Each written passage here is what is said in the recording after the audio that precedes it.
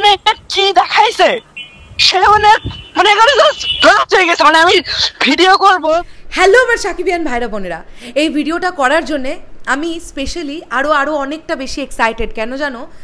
তোমরা হয়তো এটা ফিল করবে, কোনো একজন ফ্যান যখন তার পছন্দের সুপারস্টার বা মেগা স্টারকে ভালোবাসেন এবং তিনি একটা এক্সপেক্ট নিয়ে একটা সিনেমা হলে সিনেমা দেখতে ঢুকলেন, সিনেমাটা দেখে বেরোবার পরে তিনি যে এক্সপেক্টটা নিয়ে ঢুকেছিলেন তার থেকে ডাবল তিনি কিছু পেয়েছেন, তখন তার ফিডব্যাকটা, তখন তার যে আবেগটা সেটা কীরকম হয়। এখন আমি এই ভিডিওতে একটি কল রেকর্ডিং তোমাদেরকে শোনাবো। অবশ্যই প্রথমে বলে দিই, এই ভাইটির কাছ থেকে পারমিশন নিয়ে তবে কিন্তু এই কল রেকর্ডিংটা আমরা পাবলিশ করছি, কেননা কখনোই কোনো কল রেকর্ডিং কারো পারমিশন ছাড়া পাবলিক করা উচিত নয়। অ্যান্ড এই ভাই পারমিশন দিয়েছে। এই রেকর্ডিংটা আমার কাছে মোটামুটি যখন এসেছিল তখন আমাদের ইন্ডিয়ান টাইম অনুযায়ী বাজে মোটামুটি দুপুর 1:30, আর এখন অনেকটা রাত। আমি এত রাতে তোমাদের কাছে এই ভিডিওটা কেন প্রেজেন্ট করলাম জানো? আবেগটাকে একটু বোঝানোর জন্য। আর আমার মনে হয় যদি মেগাস্টার সাকিব ভাইয়ার চোখে এই ভিডিওটা পড়ে, যদি কোনোভাবেও উনি দেখেন একবার এই ভিডিওটা, তাহলে ভাইয়া আপনি ফিল করতে পারবেন আপনার জন্যে কত কোটি কোটি ভক্ত এই রকম আবেগীটাই হয়ে থাকে। এবং রাইহান রাফি ভাইয়ার কাছেও এটা একটা পরম পাওয়া হবে।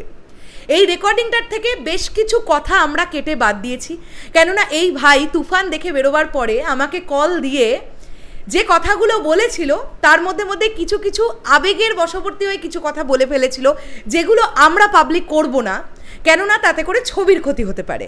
আমরা তো ডেফিনেটলি সেটা চাইবো না। তাই যতটুকুতে ছবির ক্ষতি হবে না ততটুকুই তোমাদের সামনে তুলে ধরার চেষ্টা করলাম। আমি আর বকবক করব না, শুধু দেখো। এই কল রেকর্ডিংটা দেওয়ার অন্যতম কারণ হচ্ছে এই ভাইটির আবেগ।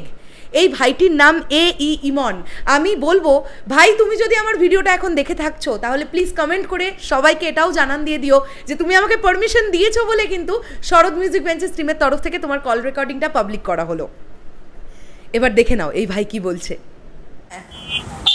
ওই দৃশ্যটা মানে কি দেখাইছে সে মনে করে জাস্ট হয়ে গেছে, মানে আমি ভিডিও করব, আমি সেই সেন্সটুকু হারিয়ে ফেলছিলাম। মানে সেটা বুম, মানে কি বলবো, তার মানে দারুণ সিনেমা হয়েছে। হ্যাঁ দারুণ একটা সিনেমা হয়েছে, অসাধারণ অসাধারণ। মানে অসাধারণ বলতে কি, মানে এখন আপনাদের এখানে তো রিলিজ পাবে। শুধু আমি বলতেছি শেষের দৃশ্যতে, আমি জানি না কলকাতায় ক্রেজ কেমন, তবে হলের ভিতরে যে পরিস্থিতি তৈরি হয়েছে ওইখান থেকে মানে জাস্ট বলে বোঝানোর মতো না। মানে গলা ভেঙে গেছে আমার চিল্লাইতে চিল্লাইতে। বুঝতেই পারছি। তুফান 2 আসতেছে, শুধু এইটুকু বলে তুফান 2 আসতেছে। তুফান 2 আসতেছে, তাই তো? হ্যাঁ হ্যাঁ ব্যাস ব্যাস। কিন্তু সেই দৃশ্যটা দেখাইছে ওটা আমি বলতেছি না, কারণ অনেক না না দৃশ্য আমি দৃশ্য আপনাদের জানতে চাই না, আমরা ঠিক আছে 28 তারিখ দেখবো। তার মানে ফাটাফাটি হয়েছে। ফাটাফাটি মানে সে যখন হলে আপনি যাবেন, আমি তো চাই আপনি ওই যে হলে থেকে আপনার নিজের ভিডিও, আপনার নিজের রিয়াকশনটা দেখতে চাই। আর কতবার দেখবে তুমি মোটামুটি? আর কতবার দেখবে? একবার তো হলো, আর কত আসলাম মনে করেন 3 জন মিলে, আর এবার তো ফ্যামিলি সূত্রে আসতে হবে। এখন আমারটা একবার থেকে মন করেনি। আচ্ছা ঠিক আছে, খুব ভালো লাগলো তুমি আমাকে কল দিলে। অলরেডি হয়ে গেছে আমার। হ্যাঁ ঠিক আছে, এবার একটু গরম জল টল খেয়ে নাও বাড়ি গিয়ে। আচ্ছা ঠিক আছে, আচ্ছা ঠিক আছে, ভালো থেকো ভাই। ভালো থাকেন। হ্যাঁ হ্যাঁ আচ্ছা ঠিক আছে, হ্যাঁ, ঈদ মুবারক ভাই। শুনে ফেললে তোমরা এই ভাইয়ের রিয়াকশন কি? চিৎকার করতে করতে গলা ভেঙে ফেলেছে। তুফান দেখতে দেখতে এতটা আবেগী হয়ে উঠেছিল, বলবার ভাষা হারিয়ে ফেলেছে। কি বলতে কি বলবে। সে শেষে এসে এটা বলছে যে দিদি তুমি যখন হলে গিয়ে সিনেমাটা দেখবে আমি চাই তুমিও এরকম একটা রিয়াকশন দাও। তো আবেগের নাম মেগাস্টার শাকিব খান, সাকিবিয়ানদের কাছে আবেগের নাম মেগাস্টার শাকিব খান।